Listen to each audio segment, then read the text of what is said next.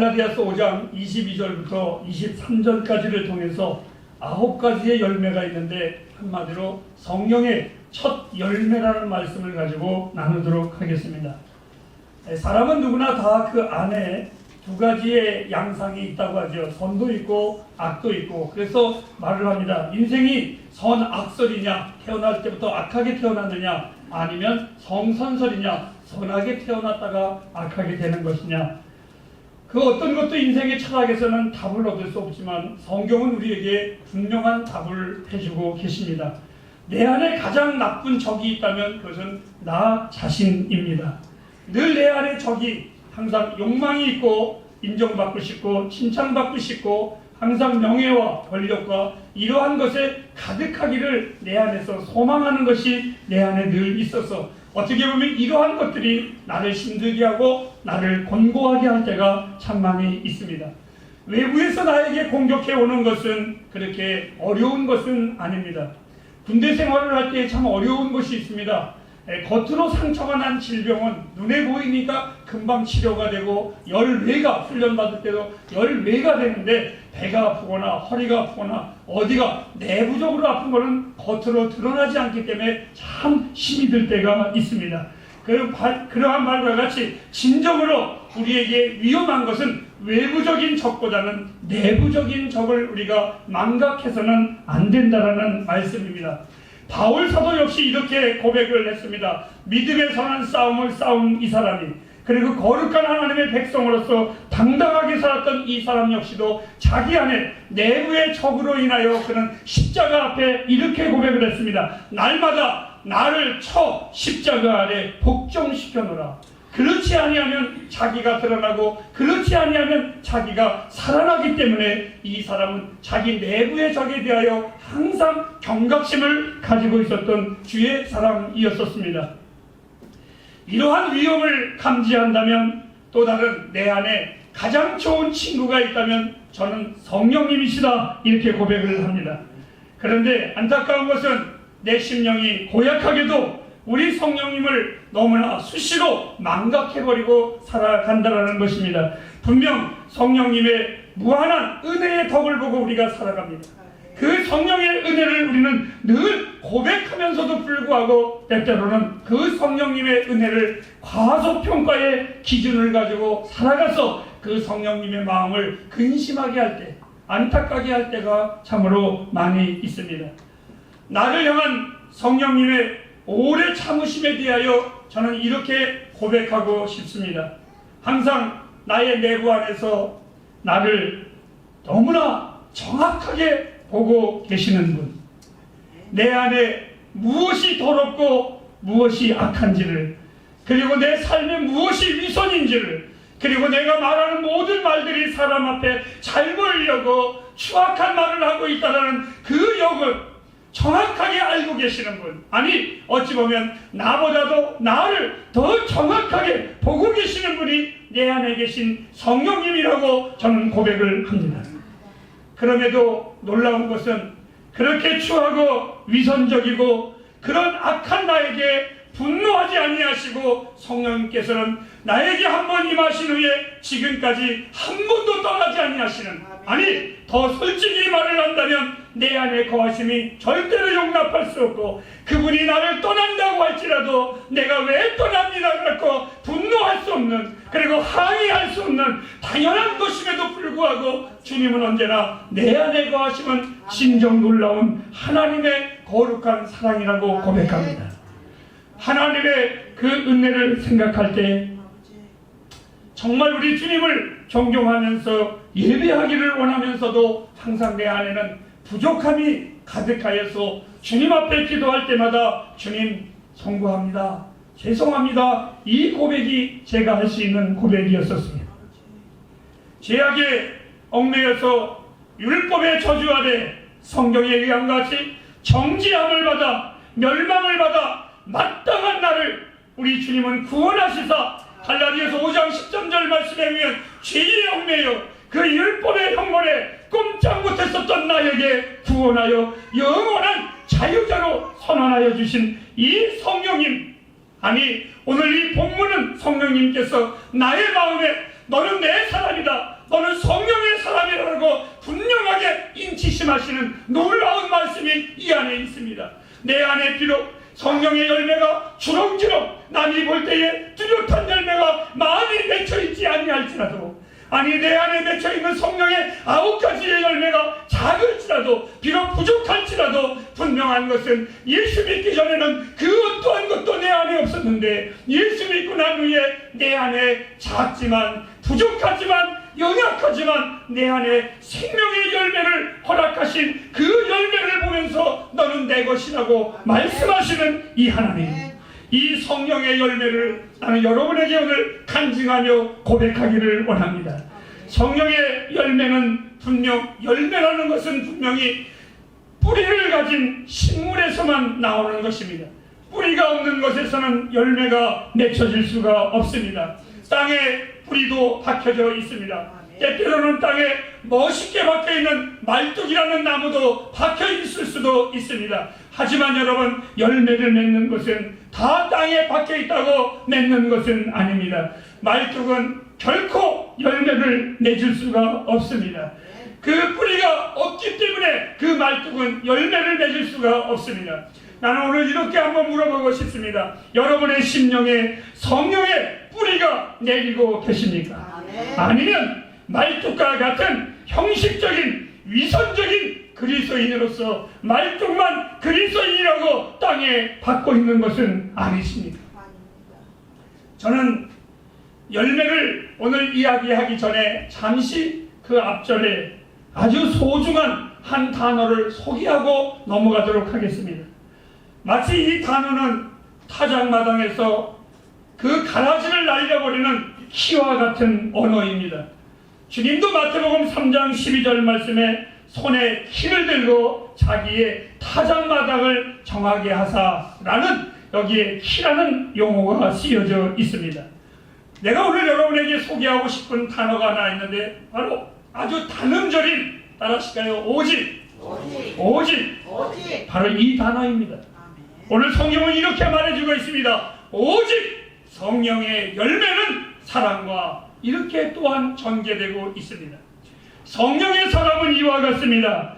여러분 안에 오직이라는 키가 계속해서 과감하게 작동되어 있다는 것입니다. 무슨 뜻입니까? 지금 바울은 갈라디아서 5장을 통해서 성령의 9가지의 열매를 이야기하기 그 전 앞에 보면은 이렇게 말을 해주고 있습니다. 현저한 이 육신의 일을 우리에게 가르쳐주고 있는데 그 일을 이야기하면서 오직 그 키를 그 사이에 놓았습니다. 갈라디아서 5장 16절부터 22절까지를 쭉 읽어보면 육체의 현저한 일들을, 육체의 더러운 단어들을 18개의 단어로 나열을 해놓고 사용을 했습니다. 그런데 이상하지요? 성령의 단어는 9가지뿐이 안 됩니다.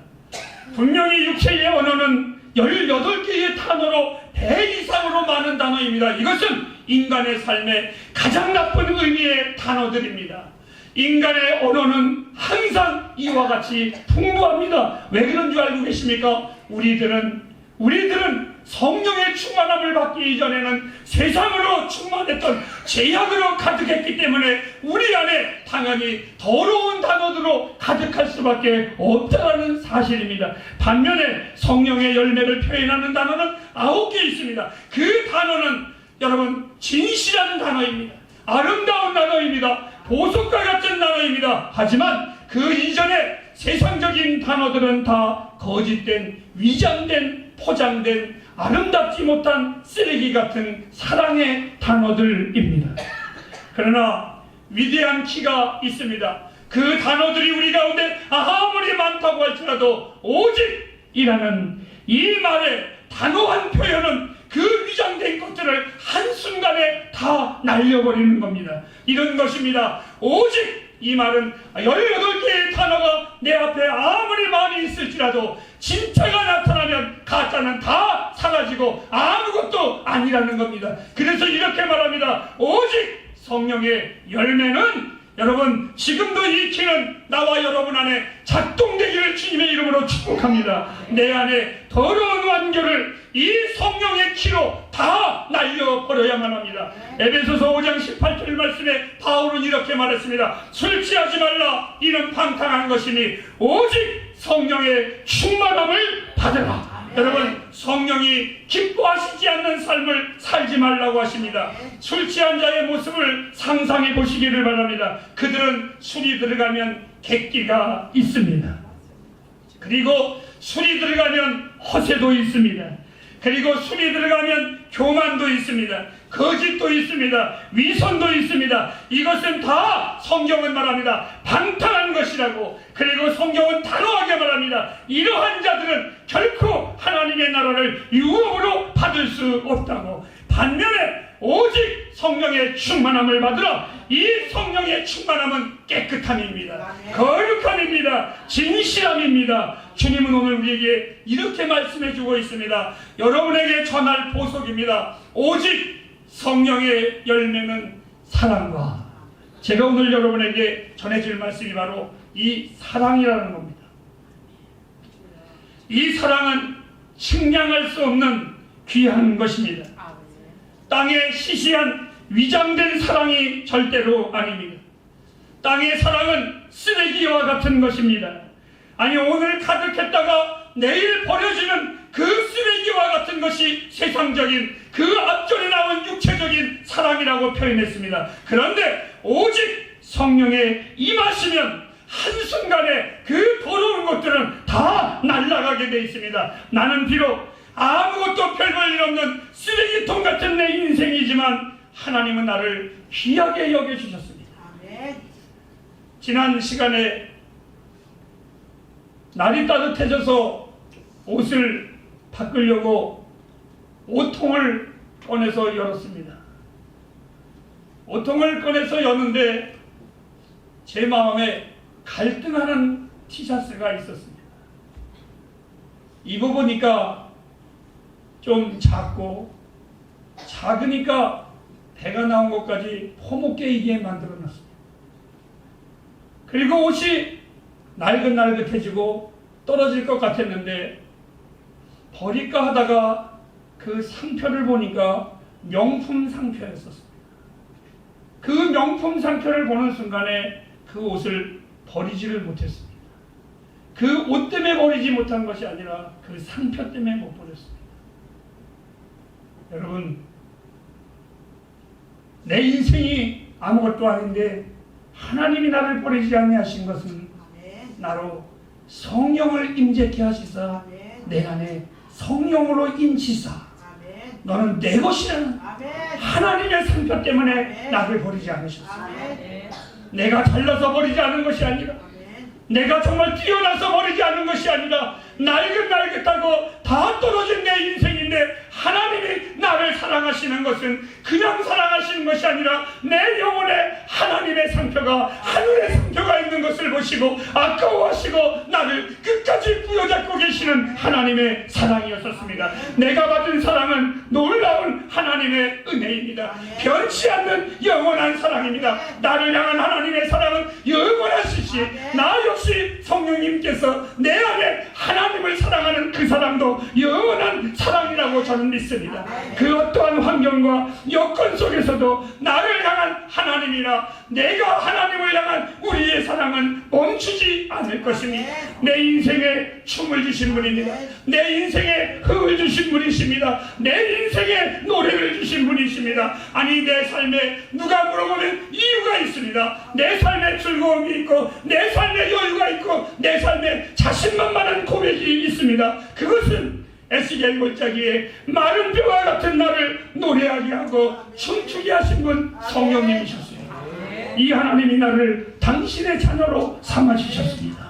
성령의 9가지의 열매 중에 첫 번째 목록 사랑이라고 한 것은 아마도 나머지 모든 8가지의 열매의 동기적인 원리가 되기 때문이라고 저는 생각을 해보았습니다.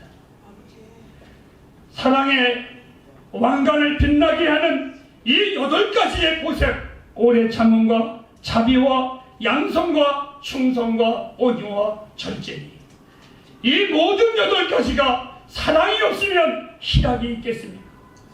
사랑이 없으면 화평이 있겠습니까? 사랑이 없는데 오래 참으면 무엇하겠습니까? 사랑이 없는데 자비로운 마음이 무엇이 필요하겠습니까? 하나님을 사랑하는 자는 그 안에 이 보석을 반드시 가지게 되어 있습니다. 그 보석이 어떤 이에게는 더 많이 나타나는 보석이 있겠지만 어떤 이는 작고 안 보이는 것 같지만 분명한 것은 성령의 사람은 누구에게나 이 9가지의 열매가 맺혀지게 되어 있습니다.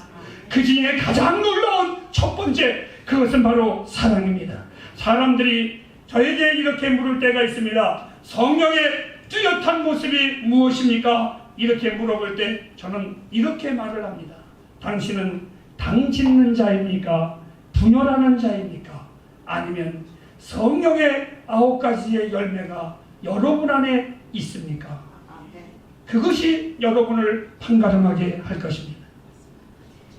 지난 주간에 저희 교회의 한 청년을 어느 타 교회의 장로님에게 소개해주는 시간이 있었습니다. 근데 그 청년을 제가 소개를 하려고 데리고 나갔는데 그 장로님이 그 청년을 보더니 이렇게 저에게 말을 합니다. 아이고, 목사님 닮았네. 근데 그 청년이 잘생겼거든요.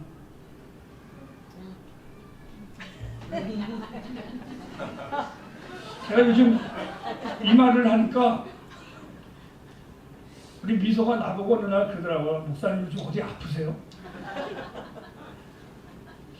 제가 그 청년에게 그 장로님이 자꾸 한 번 얘기한 것이 아니라 자꾸 아이고 목사님 닮았네. 그 청년 보고 잘생겼다고 말하지 않냐고. 목사님 닮았네. 목사님 닮았네. 아멘. 저는 긍정적으로 이렇게 오집사님 같이 크게 아멘 하시면 복 있는 자입니다.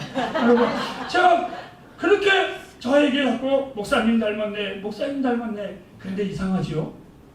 목사님 닮았다는데 제가 난 자식도 아닌데 제가 마음이 되게 기뻤습니다. 즐거웠습니다. 나를 닮았다는데 성령의 사람은 하나님을 닮습니다. 하나님이 기뻐하시는 것, 이 성령의 9가지의 열매는 은사가 아니라 예수님의 인격입니다. 예수님을 닮은 자는 당연히 이 9가지의 열매가, 아니 성령의 인격을 받은 자는 내가 닮고 싶어서 닮는 것이 아니라 이 9가지의 열매가 당연히 그 안에 있을 것이고, 그는 우리 주님을 닮아가게 돼 있고 주님은 당신을 닮은 그를 볼 때마다 즐거워하시고 기뻐하십니다. 하늘의 아버지는 말씀하십니다. 당신의 성품을 닮은 자에게 천국을 유업으로, 땅을 기업으로 받을 것이라고 축복하셨습니다. 슬픈 그리스도인이 있습니다. 뿌리가 없는 말뚝 그리스도인들입니다. 똑같이 땅에 묻혀져 있습니다. 다른 이들이 볼 때에는 아니 그 나무 뿌리를 내린 나무보다 더 튼튼하게 보이고 더 멋있게 보일 수도 있지만 말뚝은 열매를 맺지 못합니다. 이들은 항상 말을 할 때에 자기만 옳다라고 말을 합니다. 그리고 다른 이들의 사역은 인정하지를 않습니다. 그리고 이들은 이렇게 또한 말을 합니다. 나는 창세 이래에 이 지구는 든든하니 염려하지 말라 하면 이 사람들은 항상 지진이 일어나는 때만 기억하고 있습니다. 성령이 그 안에 없는 자들은 항상 부정적입니다. 성령은 나를 부정적으로 보지 아니하시고 항상 긍정적으로 보아주셨습니다. 사랑하는 햇불가정 여러분, 이 땅에 없어질 안개와 같은 그 위선된 사랑으로 사랑하지 마십시오. 연애하고 계십니까? 아니면 부부이십니까? 아니면 학생이십니까? 친구끼리 사랑합니까? 부부 간의 사랑을 나누고 계십니까? 나는 여러분에게 이렇게 말합니다. 세상적인 사랑으로 사랑하지 말고 성령의 충만함을 구하십시오. 성령 안에서 사랑하십시오. 성령이 없는 곳에서는 시기와 질투와 상처뿐입니다. 이 배후는 다 성경은 말했습니다. 그 앱이 마귀에게서 나온 것이라고. 그러나 성령의 사람은 진실합니다. 성령의 사람은 안정되어 있습니다. 성령의 사람은 아름다운 것입니다. 성령의 충만함으로 구하시기를 바랍니다. 사랑은 성령의 열매라고 표현을 했습니다. 여러분, 어떻게 성령이, 사랑이 열매가 될 수 있겠습니까? 그 말은 이런 말입니다. 바로 생명이 있다는 사실입니다. 죽은 가지는 딸 수가 없습니다. 죽은 나무에서는 열매를 맺지 못합니다. 간혹 TV에서 국회의원들이 서로 싸웁니다. 요즘 말로 진짜 지들끼리 개막말을 합니다. 한마디, 그들은 막말을 하는데 내가 볼 때는 개막말을 합니다. 근데 더 기가 막힌 건 나를 역겹게 하는 게 있습니다. 서로 이야기를 할 때는 마이크 주고 이야기하면 앞에 앉은 국회의원 보고 존경하고 친애하는 누구누구 국회의원이, 이럴 때마다 나는, 내가 지금 닭살이라도 이만 하는데 벌써 닭살 돋기 시작했네. 난 너무 그게 싫어요. 또 재미난 것은, 제가 교회에 가거나 어디를 가면 또 우리 교회에 새로 오신 어떤 목사님들이나 누가 설교를 시키면 예배 시간에 갑자기 설교하기 전에 서로 우리 사랑합니다 인사가 되는 거예요. 충실히하고 임나게하고 윈수인데 사랑이 됩니까? 안 됩니다. 이병기 목사님은 진짜인 줄 알고 지금 너 쳐다보고 있거든요. 저렇게 세월이 가도 순진해야 된다 목사 말이야. 근데 갑자기 인사를 할 때 사랑합니다 이러는 거예요. 이게 참 서울놈인 나도 어색한데 경상도 분인 여러분들은 얼마나 어색하겠어요. 사랑하지도 않는데 사랑합니다라고 인사를 하래. 뜬금없이 갑자기 사랑합니다, 또 한마디 더 합시다, 좋아합니다. 왜 좋아해? 사랑 여러분, 제가 이렇게 표현하고 싶습니다. 저는 그런 소리를 들을 때마다 속이 안 좋습니다. 역겹습니다. 솔직히 메스꺼울 때가 참 많이 있습니다. 성령의 사람은 그런 유치하고 진실하지 않은 사랑을 절대로 하지 않습니다. 사랑은 오늘 이렇게 말했습니다. 성령의 열매라고 자라나는 것입니다. 가식적인 대화나 성령이 임하면 그 모든 대화들이 진실하게 되어 있습니다. 교회의 사역, 일꾼의 부족이 아닙니다. 프로그램이 없어서 안 되는 것이 아닙니다. 언어의 아름다움이 없어서 안 되는 것이 아니라 성령의 은혜를 망각하는 데에 그 사역에 실패가 있는 것입니다. 마치겠습니다. 햇불가정 여러분, 성령을 구하십시오. 성령이 충만해야 진실한 사랑을 할 수 있습니다. 성령의 열매는 사랑이기 때문에 그렇습니다. 그 사랑이 우리를 풍성하게 하는 겁니다. 나를 향한 그 성령의 사랑이 가난한 내 심령을 부욕케 했습니다. 어두움에 있었던 나를, 그분이 나를 밝은 곳으로 인도했습니다. 악한 것만 생각했던 나를 주의 나라의 거룩한 백성으로 인도했습니다. 나에게 사랑의 노래가 없었던 나를 내 하나님께서 그 사랑이 나를, 하나님의 사랑을 노래하게 하셨습니다. 하나님에 대하여 때로는 분노했었던 내 마음이 하나님을 향하여 눈물을 흘리게 만들었습니다. 나를 향한 하나님의 축복은 차고 넘쳤습니다. 정말 차고 넘쳤습니다. 야고보서 5장 7절 말씀에 열매를 맺는 자에게는 이른 비와 늦은 비로 항상 축복하신 것 같이 저는 믿는 것이 있습니다. 주님은 나의 심령이 메마른 밭으로 그냥 두지 않을 것입니다. 내 영혼을 하나님이 언제나 메말라서 짝짝 찢어지는 그러한 삭막한 내 영혼을 만들지 아니하실 것입니다. 내 영혼이 정말 끝나는 인생의 앞에서도 하나님은 결코 나를 메마르게 하지 아니하실 것입니다. 때로는 나의 육체가, 나의 심장이 멎을지라도 내 영혼을 끝까지 촉촉하게 하실 분, 내 영혼을 그 가운데에서도 하나님을 향하여 감격하게 하실 그 성령님을 저는 믿습니다. 아멘. 이 성령의 충만함이 없이 행복한 것은 위험한 것입니다. 성령의 충만함이 없이 여러분 행복하다라고 말하지 마십시오. 여러분들이 하나님의 자녀임을 꼭 잊지 마십시오. 아멘. 다시 한번 구하십시오. 하나님이시여 나로 그리고 내 가정과 교회 성령 충만하게 하소서. 아멘. 아니 이렇게 얘기하십시오. 하나님이여 사랑의 그 성령의 열매를 맺게 하옵소서. 아멘. 기도하겠습니다.